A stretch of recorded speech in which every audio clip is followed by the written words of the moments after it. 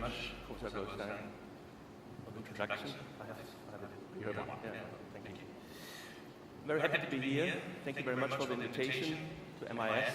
It's an amazing congress, I have to say.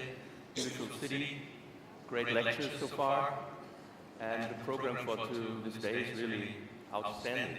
So the topic will be key factors in the management of implants in the aesthetic zone. So it looks like it's really difficult to obtain a nice aesthetically pleasing result. But what about the patients? Do they care about the aesthetically pleasing result? About this industry driven? Are we really crazy about aesthetics as a clinician, or is it the patient? So we have some research in the clinical oral implant research, a study, and they took a look at patient satisfaction and also the quality of single-tooth implants. And they concluded that patients are concerned about a good aesthetically pleasing result, and it looks like they're not only looking for a functional implant restoration, they want also an aesthetically pleasing result. So if we summarize the key factors for the management of implants in the aesthetic zone, first and foremost, we have the correct three-dimensional position, and a lot of people forget about this when they place implants and they are not really experienced. But even a slightly change of some millimeters can make a difference in the aesthetic result. So planning is really important, and placing the implant in the right position, we will talk about this. Of course, we need adequate stable bone volume architecture, and we saw a great lecture of Professor Goldstein regarding this topic. But soft tissue today is really a big topic and a hot topic, and we need sufficient soft tissue thickness and also a nice shape of the transmucosal connection, because we have a biological seal, we have the tissue plane together with the materials, and the shape, material, and surface of the abutment is of great concern. Also the restoration for a long-lasting result, and last but not least, the development and maintenance of an appropriate soft tissue contour. So this is a failure, obviously, a patient that comes into the office and presents like that, and she's also willing to get rid of the implant and do the whole treatment again. So what we see is a breakdown of the peri-implant restorative interface, what we call that. So it's the interface between the material, the soft tissue, the bone, and we see the breakdown of the seal. It's a biological seal that prevents the microbes of the oral cavity from migrating underneath the tissue. And it's not only an aesthetic failure, also it's a biological and functional failure. So if this is what you offer your patients, then you are in trouble. I learned we have three kinds of friends. Friends for a reason, friends for a season, and friends for a lifetime. And this is not a good base for friendship for lifetime, obviously. So we see there's not enough soft tissue thickness, there's not enough keratinized tissue. You see the implants and the abutments shining through, and also the position of the implant is not really nice. And to save this now, at this stage, is really difficult. So we have just one shot, and we have to really place the implant in the right position and create enough soft tissue and also bone thickness in order to have stable conditions. So let's look at some basics. The peri-implant abutment interface. We call it peri-implant restorative interface also. We know there's a biological base, it's the junctional epithelium and the connective tissue adhesion, which is the biological width. And the dimension, here we see, is also the base for the insertion depth of our implant. We talked about the right position. We know there's a micro gap and the bone keeps a distance, and now we have modern implant designs and connection, and everybody's talking about conical connections today because all the connections show leakage, but conical connections are much tighter and just leak later and less. And we know the material, when it comes to that, titanium is still the golden standard. Zirconia seems to be slightly superior, but we only want the connection of the implant and the abutment with titanium. We need a metal base today because this is from a biomechanical standpoint the best choice. Talking about the macro design of the abutment. If we assume that there's only one correct position of the crown, because we did planning, wax up, and maybe a digital smile design, we will hear about this later. So if there's only one correct position for the crown, then the position of the implant shoulder makes a big difference when it comes to the abutment design. So if you don't place it deep enough, then you will end up with a bulky abutment. If you place it too deep, of course, you might have biological issues. And the position of the shoulder, obviously, influences the whole construction, the whole design and macro design. And the question arises, do we want to have a concave or an under-contoured abutment? So also the power, the force, when you insert the abutment will change in regards in respect to the macro design of the abutment, obviously. If you don't place the implant very deep, then you will have a rectangular or maybe a bulky crown, and you push the tissue apically. If you place it deeper or in the correct manner, then you have more opportunities to shape your soft tissue. And we have some hints in the literature that you want to have an under-contoured abutment buccally and some pressure when it comes to the interproximal area. So today we like to do an under-contoured emergence profile. You start from the implant shoulder with the same diameter of the implant and then develop the emergence profile more coronally. Another issue, obviously, are shine-through effects. And we all know the research from Professor Fürhauser and the pink aesthetic straw. And when you read the paper, you read that in 60% of the patients, he had shine-through effects, grayish discoloration of the cuff of the mucosa because of titanium or material shining through, because he used in 2/3 all ceramic abutments and still get this discoloration. So when it comes to that, it's easier to see this with a polarization filter. You get rid of all the reflections on the photo. And you see here that there's obviously a color mismatch of the soft tissue. And usually when you take a look at the scientific literature, there's this threshold value of the color difference. This is 3.6. This is the value that lay people can distinguish. They can see. So if it's under this threshold, you cannot see the color difference. If it's over this threshold, lay people can really see the discoloration. Obviously, the design and the management of the peri-implant restorative interface was not perfect, and the soft tissue also was not thick enough. We know from this nice article from the University of Zurich that the soft tissue thickness is crucial when it comes to these shine-through effects. So titanium causes still a discoloration in tissue of a thickness of 3 millimeter. When it comes to zirconia, obviously, zirconia does not lead to a discoloration in tissues thicker than 2 millimeters. So tissue thickness is crucial for also the discoloration or not discoloration, and also tissue stability, of course. This is a typical case. The patient got an implant years ago, and now he presents in the office and not really happy with the aesthetic outcome. It's not the recession, it's the discoloration, obviously, that he's concerned of. He says the recession is not the problem, it's the color. It looks not vital to me.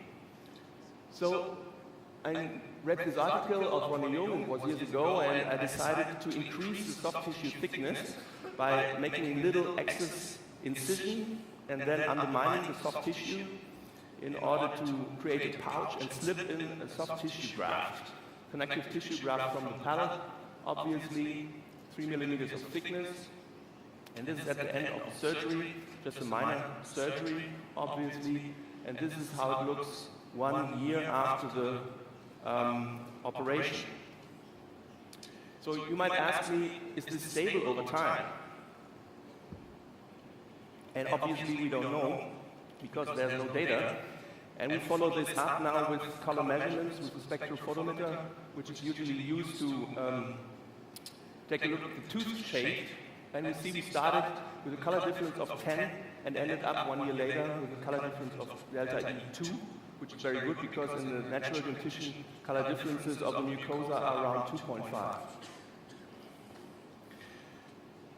So when it comes to the aesthetic zone, we have data from Cochrane systematic review performed by Marco Esposito that the aesthetic outcome of immediately placed implants into fresh extraction sockets obviously is better than if you place an implant in a delayed or late manner. So immediate implant placement whenever it's possible is my first choice in the aesthetic zone. But there are also problems and complications with immediate implants, and these are the recession, obviously. And there are also risk factors that have been identified when it comes to this risk. It's the biotype, which is basically the soft tissue thickness. It's facial malpositioning, which is a problem, or thin and damaged buccal plate. We know that big diameter implants are not beneficial in immediate implant placement, so we're looking for smaller diameters. And the augmentation of the gap between the implant and the buccal bone obviously results in less horizontal resorption. We have a lot of data about this with anorganic bovine bone minerals. So this animation will show how we address immediate implant placement today. We know that the periodontal ligament and also the vessels will resorb after the extraction. This is shown by Kadaropoli. And you take out the tooth very gently and then place an implant with an aggressive threads in order to get primary stability. And we place it palatally in the palatal compartment of the socket and fill the gap. And then in addition, we create again a pouch buccally. So we want to augment also the soft tissue with a connective tissue graft. When I saw this approach first, and one of the first guys who used that, and I saw him performing that, is Tito Manku. And I was thinking, is it a good idea to really create a pouch buccally of the buccal wall? Because then you will compromise the blood supply of the buccal wall again, and this might result in bone resorption. But actually, we have data about that. What do we know about implants in conjunction with connective tissue grafts? We showed, or Wiesner and Schnee showed in a study that it's possible to increase the soft tissue thickness, and they could increase the soft tissue thickness to 1.3. The other side, the comparative side, was 1.3 millimeters thicker than the control, but this was not an immediately placed implants. But when it comes to immediately placed implants, we have data from Uli Grunner. He did a case series and showed that he could really increase the soft tissue thickness and also increase the thickness of the ridge. And Suda, it's a group of Joseph Kahn from California.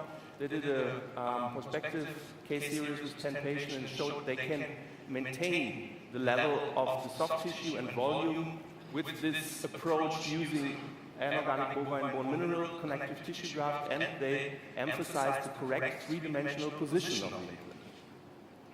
And there's an animal study published by Caneva where they showed that the connective tissue graft in the split mouth design showed minimal preservation of bone. There was no loss and also significantly thicker soft tissue.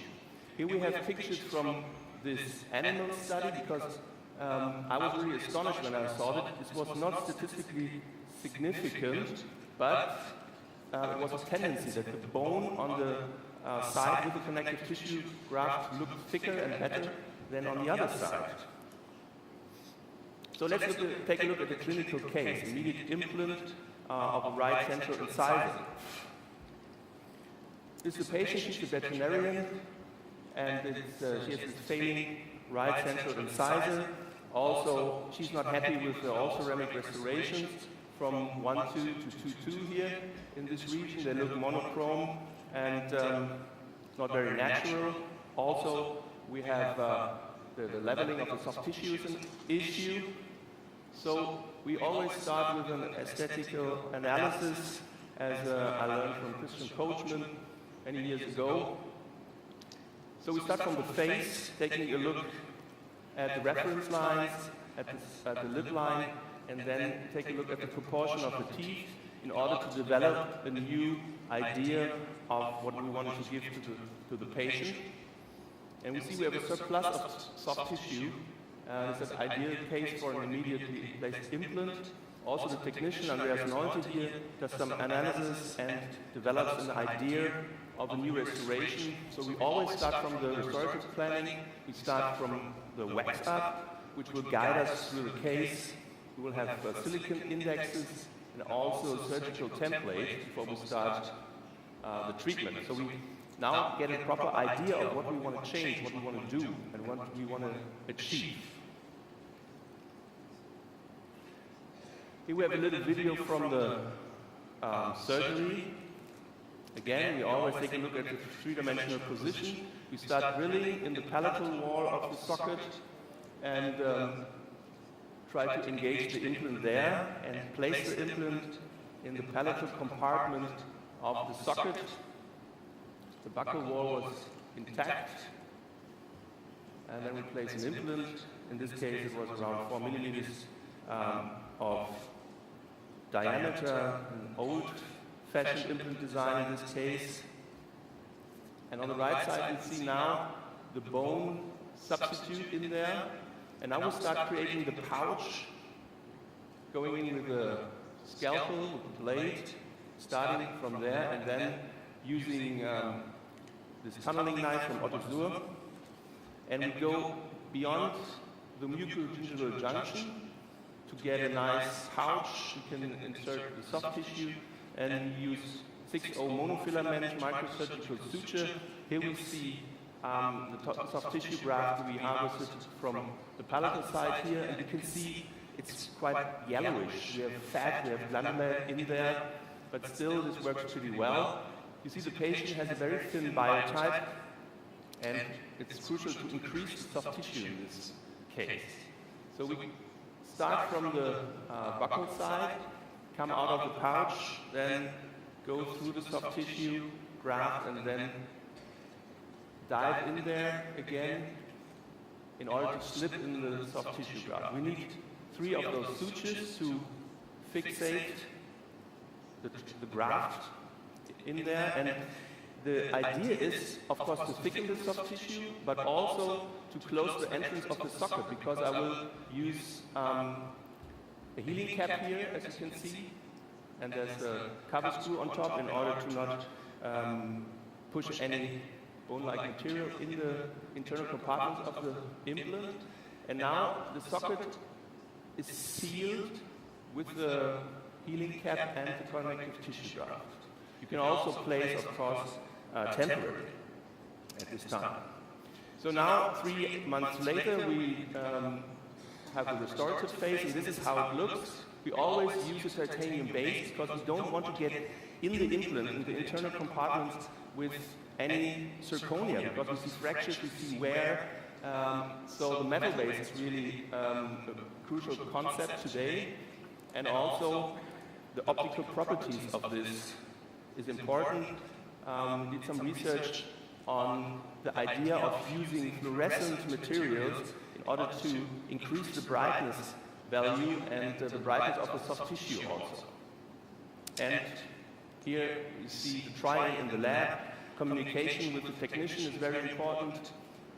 The technician has to spend time with the patient. He needs the opportunity to talk to the patient and do try-ins to develop a nice new restoration. And we like to show pictures, photos to the patient, not the mirror only, because they have a different perception there. This is the outcome, and you see how thin the soft tissue is and how nicely this comes out here after the immediate implant placement. And this was done by the technician Andreas Nolte from Münster, from my hometown. And here we have the final pictures of the patient.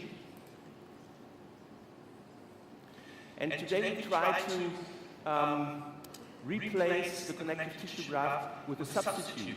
It's acellular dermal matrix. You see collagen fibers here, and we have some human histologies here, courtesy from Professor Rothammer from the University of Cologne, and he could show that we see there the collagen fibers, it's porcine collagen, and inside we have new vessels, new arterias, and capillaries, and also cells fibroblasts moving in, growing in the material.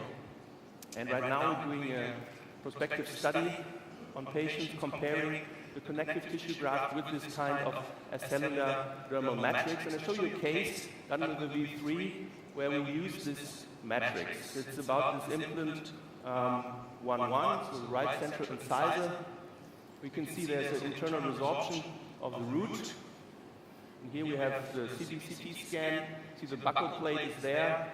We have an apical lesion also, a chronic one, which is not a problem, as you know from the literature.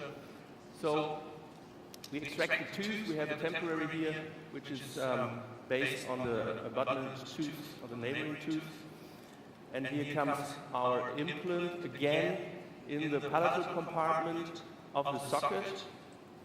And now it's really nice to have this novel design of the implant because we create even more space for our bone regeneration, also for the soft tissue with this novel approach. So it's not that convex.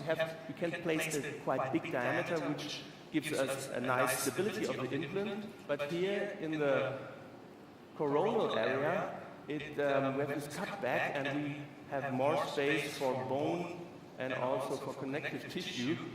So this area here is important, gives us place for bone, and here we have, because we have this conical connection and this converging abutment, we have space for the soft tissue.